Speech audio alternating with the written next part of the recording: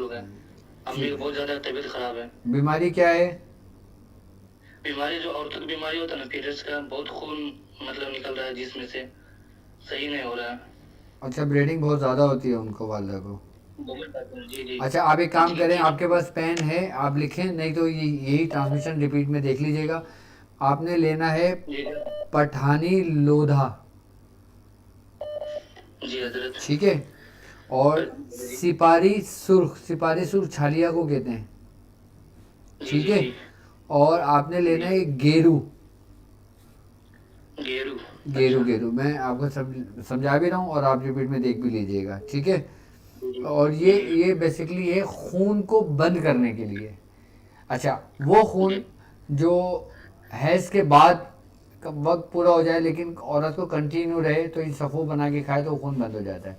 अच्छा, इसके अलावा जिस्म से किसी भी जगह से खून का अखराज हो, वो ये पाउडर बना के खाए, उसको फ़ायदा करता है। अच्छा, बवासीर के खून में भी ये फ़ायदा करता है सफ़ू।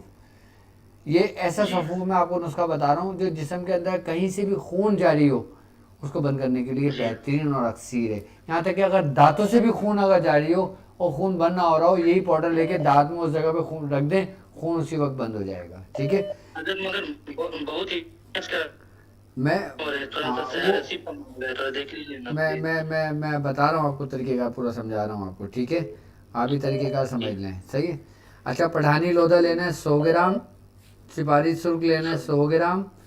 और कीकर की छाल लेना है 100 ग्राम, और गेरू लेना है आपने 150 ग्राम। ठीक है। जी इसका सफ़ू जी बना लें, ठीक है। जी और आधा आधा चमचा सुबह और शाम, यानी कि tea spoon, not table spoon. Tea spoon छोटा होता है। आपने आधा आधा चमचा सुबह शाम वालदा को देना है, इंशाल्लाह ताला इससे तबीयत बेहतर हो जाएगी। और वालदा को आप ये बता दें कि अल्लाहुम्मा या शाफ़ी अल अमराज, क्या, जी। अल्लाहुम्मा या अल्लाह। शाफ़ी अल अमराज 300 मरतबा रोज़ाना पढ़ें, और पानी दम करके इस पाउडर से पानी का वो खाएं, इंशाल्लाह ताला रूहानी बीमारी भी दूर होगी इनकी, जिस्म के अंदर जो है। और जिस्मानी बीमारी यानी कि कोई अमराज अगर होगा, कोई मर्ज़ होगा, तो वो भी इसकी बरकत से दूर हो जाएगा इंशाल्लाह।